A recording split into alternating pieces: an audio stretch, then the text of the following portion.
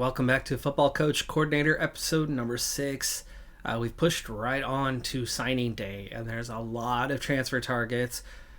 And like I said, I've learned a fair bit about how the head coach is going to work, how the AI is going to operate when it comes to our limited input that we're able to provide, and getting a little more into battles that we might have a chance of, and just, even though they're good, foregoing ones that it's clear that the AI is not interested in. Well, we're going to get results like this because I'm going to try to force the issue on two guys like Lawrence Harden, a 77 overall B minus quarterback, who's going to head into his senior year, probably an 80 plus coming out of Arizona State. Easily could have signed with us. They're giving us less than a 5% chance. It should have been a lot closer than that. However, knowing the AI, they're going to put us 1,800 points behind. Why? Well, for one, we didn't offer $4 million in NIL, and that's a factor, and we probably wouldn't have gotten him anyway. But despite him being number one on the list for the last 2 weeks, no target player. No target player. But at the same time, I get it. Okay, fine, we don't have $4 million. So the AI actually knew something I didn't know. Well, Silas Yu is one that really felt likely. 66 overall, A potential, A minus durability. We were the favorite. He's a redshirt freshman. He's only a 66 overall. If we're talking NIL money, this is probably $100K, maybe $200K, and we certainly had that to offer. But we didn't go for him, and they gave Wyoming a huge advantage because I bet you they did. $450K, okay, fine, it's a little bit more. But again, he was number 2 on my list, or number 3 on my list, and we didn't even pitch him or offer the NIL, and we certainly had it. And he has been 1, 2, or 3 on my list all 3 off-season weeks. Really unfortunate. He was number 2 on my list, right? Because this is a defender that we got. But Coles, now this is somebody we definitely should have been able to get, and this is where the mesh, where the overlap between what I want and what the AI wants actually came together. And by 467 points, we're able to get the redshirt freshman, big addition to the offensive line, as he's already. We had 67s and 68s playing last year, and it was almost all like juniors. We had a lot of juniors on the offensive line, so we'll be good for next year. But the year after is a real concern. Coles will be able to slot in and help us out. But this is one we definitely should have been able to get. We were number 1 on his list. We need a quarterback. If you haven't seen, we got a, 71, 72 overall guy slated to take over the starting role, and he's heading into his senior year. A 76 overall gives you a chance to almost get an 80, even if they're heading into their their senior year. We desperately needed a quarterback, and only 2 of them had any sort of quality, and we were well ahead. And we're not going to get this guy because we didn't offer an NIL, and San Jose State does, which is going to see him jump up. But again, they end up offering more than we could manage. But I guess we don't have a choice, do we? And I wish I had control of this, because there's quarterbacks that get no offers from anyone. That would have been an upgrade for us. It certainly would have helped us. But Elijah Curry, somebody we had a decent chance of signing and get by 339 points. Not one I liked, but this was, again, that intersection of crap. I have to settle for less than what I'm hoping for because the AI will not commit to what I want. And so I got to suck it up, change my strategy. And at 67 overall for a true freshman, that's not bad. But the potential and durability are just iffy. This entire next group of players are ones that, across the board, we were number 1 on all their lists, and yet we're not going to sign them because the team wouldn't offer NIL money. And we'll see us go from number 1 to number 2, where another school would offer the NIL money. Now, being a 1-star prestige program is the biggest factor in all of that. There's only so much NIL money to go around, but there is a trend that I have noticed. Defensive players were given NIL offers very few offensive players were given NIL offers. The AI keeps weighting things towards the defense.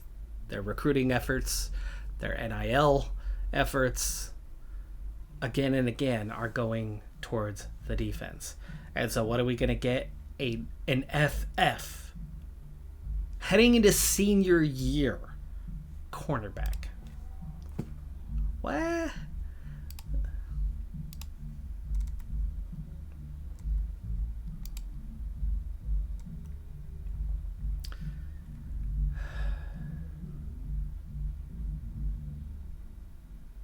But at least I am able to pull together a couple of the guys that I was after.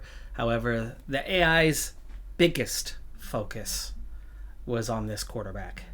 A D garbage quarterback out of high school. Again and again, I would open up the list and he would be the new number one. And then I'd drop him to last. And then he'd be the new number one and I'd drop him to last. And we still almost ended up signing him. Because no matter what I do about switching the list, the AI is still going to do what it wants to do. And it says I influence, but I feel like I don't. And that's one of the main reasons why I feel like why it doesn't. Because week after week, they would put their best pitch on the guy who was last place on the depth chart. And so after 2 full pages, we really have not signed very many guys at all. And we're pushing into a 3rd page where it looks like it's going to come down to 1 more recruit only. Well, we end up picking up a 2nd, not that we won, but UNLV, who gave an offer to this running back, must have hit their total. They must have hit their maximum, and he was far enough down the list that it went on to us. That is not good for a recruiting class, though. 7 3-stars, 13 2-star guys, only 20 in all. So with a lot of openings, we still only sign 20 guys. And not a single quarterback in the class. We're going to have a walk-on at quarterback here. We do get 3 running backs in the class, including the junior college transfer one that I wanted. And behind them we have an okay. They're spread out across 3 different graduating classes, so that could help us a little bit. In the end, out of all those wide receivers, we only get 1 of them, but at least we did get 1 of them out of high school. Tight end. Pretty happy with this redshirt freshman that we picked up, and we got an okay one out of high school. And 2 offensive linemen. Here was the thing on that one. We have a good number of offensive linemen. With the requisite number of offensive linemen, we didn't have need for additional. So I had a few guys on the list, and I actually did end up getting the 2 that I was going after the most, Coles and Sellers, but there were others. And no matter what I did, putting them in the top 5 week after week or top 10 week after week after week all season long, the AI would not give them an offer. And I think one of the key reasons for that was our need for offensive linemen was 0. So at the very, very end, only a couple offers ended up getting handed out, and we didn't get the other guys. But we only signed 20. And we signed 12 defenders and just 8 offensive players. It's a little better than last year. It is definitely a little bit better than last year. But like last year where we got no running backs, this year we got no quarterbacks.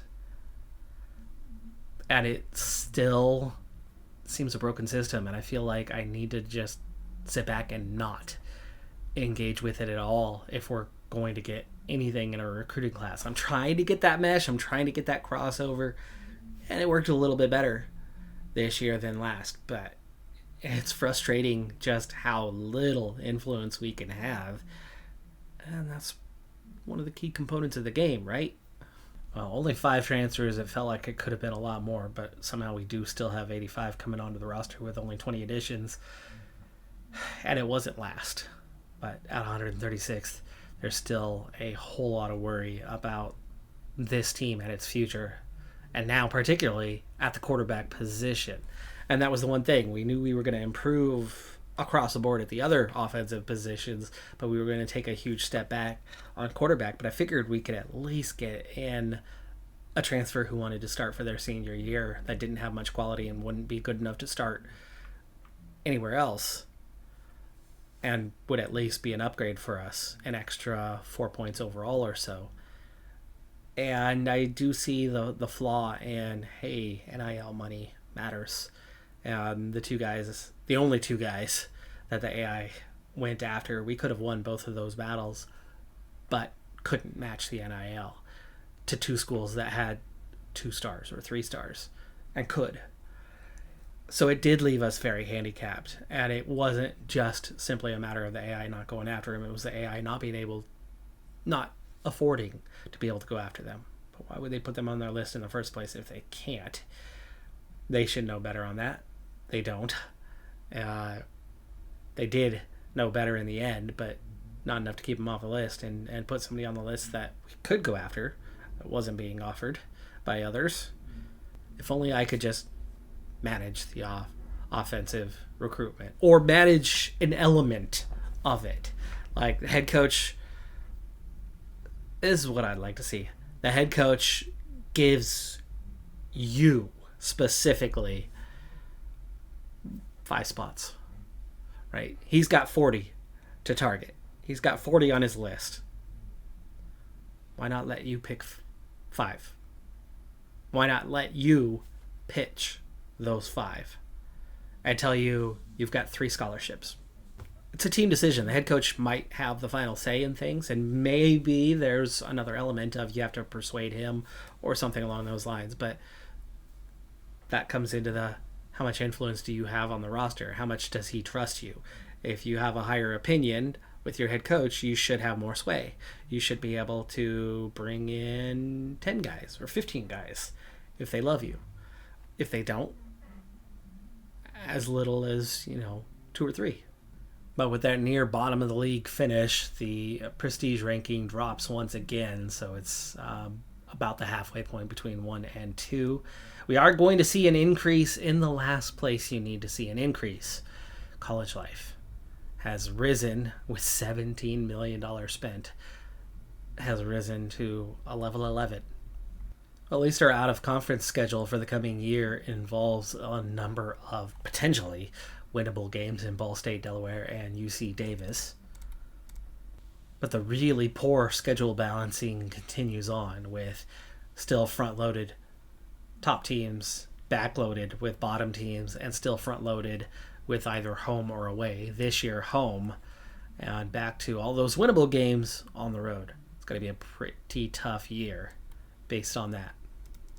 We have an amazing breakthrough for a defensive player, a plus 10 going into senior year. Very high potential for a D lineman. Just an absolute massive breakthrough in IQ pursuit and strength. And a corner who gets a really solid breakthrough, and then our best offensive player gets a small breakthrough, even though he's also got incredible potential and is also heading into that senior year. And our senior quarterback is a 73 overall. The redshirt freshman behind him only gains 2 himself as a 67 overall. But our walk-on quarterback instantly into the mix as a 64 overall. He's already caught up to the guy we actually recruited a year ago. And he's got better potential, though his durability stinks. But at least he made some gains. But we are absolutely screwed at the quarterback position for years to come at this point, unless we can actually bring in a proper transfer next year. Running back does not look good, but it looks better than last year. We had a 72 and a 70 as our top guys. No one graduated from the group, and suddenly we've got a 74, better than anything we had, and a couple 72s, which was the best we had a year ago, and even a 71 and a 70 behind it. And out of that entire group, 1 senior is all. One trend I'm seeing, though, so far, in the offense at least, is tiny gains. 2 points, 3 points. At wide receiver, we're seeing a little bit more. A couple 4s and a 5. But in 82 overall, gains +1. In 82 overall, gains +3. Even with incredible potential. Yes, we do not have good training facilities But why is our defense making gains and our offense is not? Man, this game has it out for me. This save has it out for me so far, right? We're at a school that has terrible training facilities. It's really difficult to make gains, but one side of the ball is, and the other side's not. And then this whole quarterback thing and this whole overlap, will they, won't they get recruits? I mean, we've got multiple walk-ons on the roster on offense. I've never had a walk-on in this game. But we've got 5 receivers at 70 or better. We have some help in the receiving core, but what can you do when the quarterback isn't going to be able to connect with these guys? We're going to definitely have to tell the quarterback to be conservative and tell the receivers to be a little more on the aggressive side to try to make up for it when they catch. They're going to have to look to make gains, and it's probably going to lead to a lot of turnovers, but it's about all we can hope for. So we got better at tight end. We had a 74, and then everybody else was 60 below. Now we have a 76 and a 74. And then our third guy is about where our second guy was a year ago. So making gains and only one guy that's going to graduate. Like I said, the other positions are advancing. Better than last year for sure. But then there's quarterback. One place where we're not better is we do not have a top offensive lineman. But again, there's 5 guys on the line. One good one really isn't going to do much for you. It's that second, third, okay, fine, they're your core, but it's the 4th and 5th guy, 6th and 7th guy that are going to matter the most. Do you have depth? They're the ones that are going to make the mistake and allow somebody through. All it takes is one offensive lineman to miss his blocking assignment and the run goes for a loss, or the quarterback gets sacked, or has to rush his throw and throws it away. So the 4th and 5th guy, I think, matters way more than the first guy. And so, yes, we've taken a drop at that number 1 position. But last year, we had the one good guy into the low 80s. We had a 73 as our number 2 guy, and we had a 71 as our number 3 guy. 4th and 5th were in the 60s. 68, 68, 68, 67s on down the depth chart. Now, coming into this year, we have 5 guys at 74 or above. We have a 74 and a 72 to back them up. So our 7th guy is better than our number 3 guy last year. And that is why I'm optimistic about the offensive line, giving the quarterback at least a little bit of time this year to perform at a little bit higher standard. And then there's optimism behind, because, there's still 3 more guys at that upper 60s, where we were across all the guys getting the minutes last year. And definitely on the younger side too, a lot of redshirt sophomores or below. Only a few juniors that are actually kind of down the depth chart. We've got a couple of sophomores leading the way now, or a few sophomores leading the way in mid-70 form. And then just 2 seniors. Kicker's going to be a problem, though. We got an 81 overall for this year, but he's a senior. And it's a junior behind him who's not very good. And the head coach cut the other younger kicker who wasn't that far behind, but didn't have much potential. So we're going to need to recruit one in this coming year. And it's always tricky to recruit kickers, quarterbacks, tight ends in particular on the offensive side. So defensive play calling will stay at a 7 this year. I did raise my offensive rating to an 8, so we get plus 1 more point. On legendary difficulty, it maxes out at 10. Lower difficulty levels, you can push it up to a 13. So we do very much want to get that to a 10, but one of the best ways to get that to a 10 is take a new job where a head coach has either the spread or the pass first option, where we can actually pick up a bonus, or say both. And then I can avoid putting points into this, and I can start putting points into other areas where I can help my teams out a little bit. So we're going to stick with slightly conservative on the quarterback passing mentality, but we've got to maximize yards after the catch, which is a dangerous thing, but we do not have much of a choice. Okay, we got our top 2 receivers. After that, we'll let it be. And we'll stay standard on the rushing. I hate to put points into a senior quarterback who is utter garbage, but if I don't, our offense is going to stagnate and struggle. He's got an arm. He's got some accuracy. He's dumb as a doornail. Only a 44% chance of breakthrough. Remember, my training rating is very low, and so it does not succeed. But that walk-on freshman of ours just got an accuracy +7, giving him a 66 overall, on the verge of overtaking the scholarship quarterback. He's already got a better arm, but he's not evasive. He lacks speed. But he's already a better pocket quarterback. This is an option quarterback right here. This is somebody who's going to run and run and run. And this is somebody who's just dumb as a doornail, but otherwise would be okay. So I already used up my scouting points, but starting out with our priority, I'm trying. It gives me one thing I can do, so I'm trying to use it. I don't see that it's working, but I'm going to continue to try. We need a quarterback desperately. We need a kicker desperately. So they are at the top of my list. I'm out of scouting sessions, so I don't know just how good this guy could become, but as 73 overall already, that's a step in the right direction for us. And then we have our highest potential guys, our decent potential guys, and then, everybody else. And we know that a lot of those everybody else's are the ones that they're going to end up signing. And then there's just 4 more at the bottom of the list that I don't yet know about. We'll try to find out next week. But as for this group, how are we doing so far in terms of recruitment options? Well, that quarterback we seem to have a decent chance at, but there's 4 schools within 200 points, and that's just an estimate, so could be difficult. The 2 kickers, not looking good. We are way behind, and there's much bigger schools that seem keen on them as well. The running back, possible. But we're definitely not number 1, and competing with, say, UCLA could be really freaking tough. But there's another running back, but we're not number 1.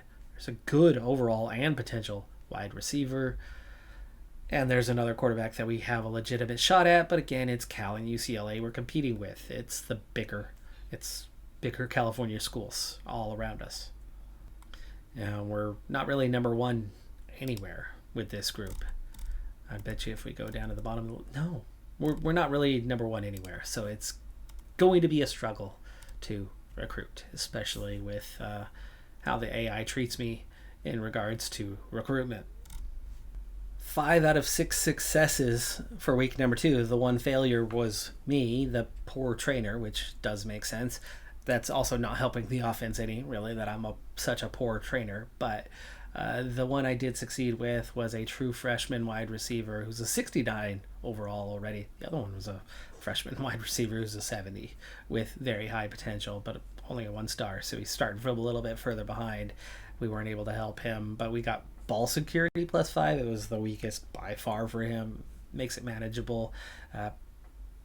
Probably will still redshirt him for the year, though. Well, we finally seem to be getting somewhere with this first group. We've got very high potential running backs, and we are in the lead. The one problem I worry about is UCLA just being able to outwork us the moment they want to, and especially outspend us the moment they want to be able to sign this one. But if we get 1 good running back, I'd be pretty happy there. We seem to be on track to get the quarterback as well. Hawaii, the only other one initially jumping in, and we've definitely jumped head first where they've dipped their toes in the water. So we've got a real shot there. It's reset things again. It does its own thing. It's just frustrating like that. But there's some guys with some potential here, and if I can get around and actually influence it, there's hope. There is hope. decent wide receiver here in Morgan, and we're number 2, and Oregon State looks like somebody that can't be overtaken. They aren't that keen on him, so we could probably pull ahead there. We're already ahead here, and it's a quarterback. And again, the UCLA factor, but they're only going to go for one of them, not both of them, right? Take whichever one they don't end up going for. And so here's my favored targets for the year as we get into week number 2 and see how things have gone initially. Irvin Carpenter at quarterback, and we do have that lead early on, right? So Harmon, yes, I fear UCLA in this one, but there's another running back right behind him. So between the 3, we've got to land one of them, right? And then the kickers, so far it's looking pretty good for that one. And then a good wide receiver. There's your second kicker, and we seem to have a decent chance at getting one of those guys at least. We got a running back who's got a low overall, but could be available for now. We're potentially number 2 on that list. Durability is okay. And then another quarterback fallback, and again, that's a second UCLA one. We should be able to land one of those 2, you would think, if the main competitor in both is going to be UCLA. We should be able to secure one. And then it drops off from there. So I've got 9 guys on my initial list of 22, actually. So the AI even understands that we need more offensive players than defensive players right now, and they're giving us a little shift in the balance. However, 2 of those are kickers, right? So there's 20 offensive players, 2 kickers, and then defense. I'm very tempted to try again on Dorian Young just to get somewhere, but 26% is the breakthrough chance we have a shot at. And even then, it's only 1 to 5 points on that quarterback IQ. It's pretty bad. So week 3 goes 5 of 6 again, and once again, I'm the one who splits and goes 1-1. The one we failed on was a redshirt sophomore offensive lineman, holding him at 74, but his counterpart, a junior offensive lineman, picks up run blocking +3, which actually bumps him. He was behind Garner before the bonus. With the +3 run blocking, he goes from a 73 to a 75 overall. The odds are terrible, but I'm going to try again. I succeed, and we get a quarterback IQ +1, and it actually pushed him from a 73 to a 74 overall. Amazing thing is, I was the only one to succeed this week. 2 out of 6. The other 4 all failed. And the 2 I succeeded on were the unusual ones. The very, very unlikely quarterback upgrade, where he gained 1 point. But the other one was our junior college, our JUCO transfer running back we brought in, Connor Curry, who is 3rd on the depth chart. I was thinking about redshirting him so that we can get 2 years out of him and have him be a little bit better instead of wasting a year as 3rd guy. If he was 2nd, I'd probably keep him going along. Well, I gave him a huge boost in an unlikely area, pass blocking. Now, running backs will sometimes stay in the pocket and hold off the defense, or sometimes they'll run a route. And with that sometimes staying in the pocket, I gave him a +8 on his pass blocking, which did improve him by a point to 73 overall. Yeah, okay.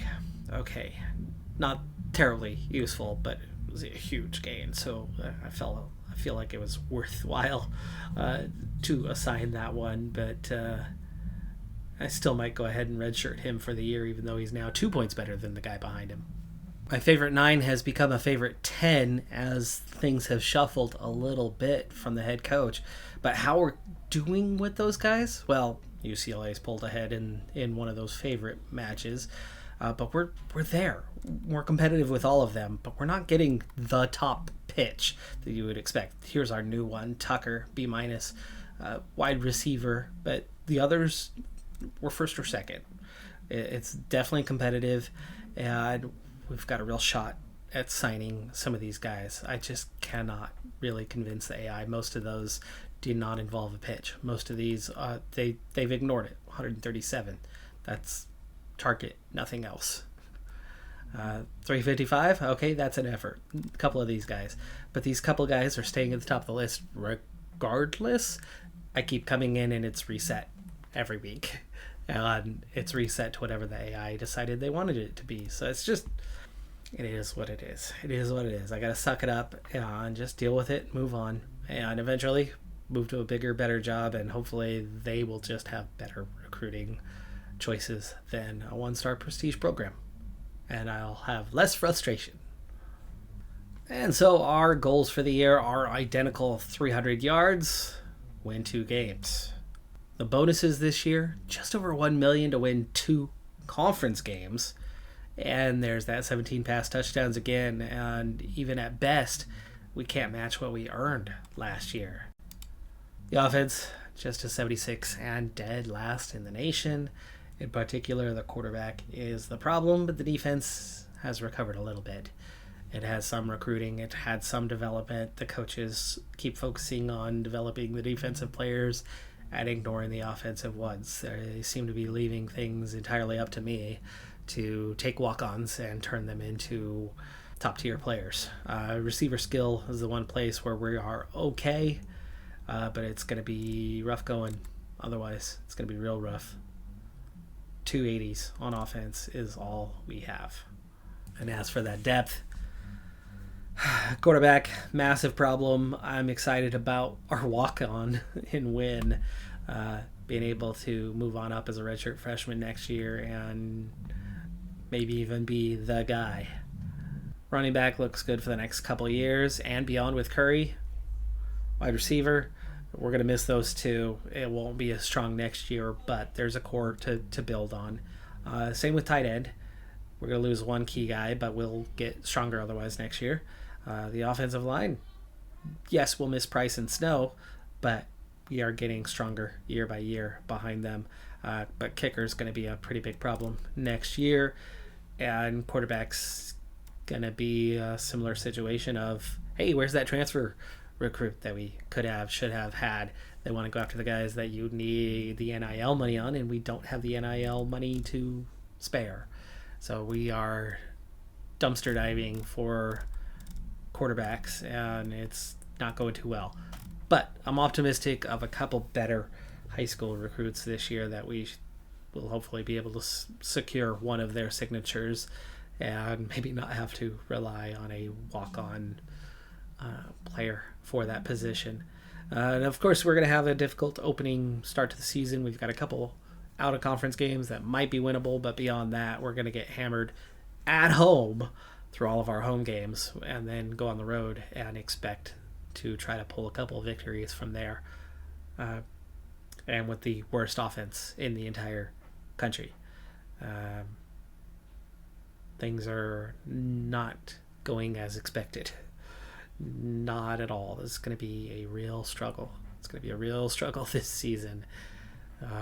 We're going backwards. We needed to get out of Sacramento State, and it did not happen. And we might not even have a job next year.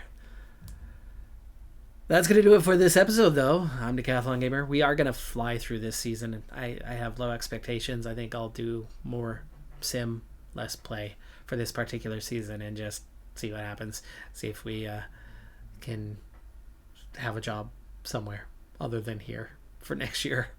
But one episode, whole season, that's the expectation anyway. I'm Decathlon Gamer. Like, comment, subscribe, and I'll see you next time. Have a good one. Be safe out there. Bye for now.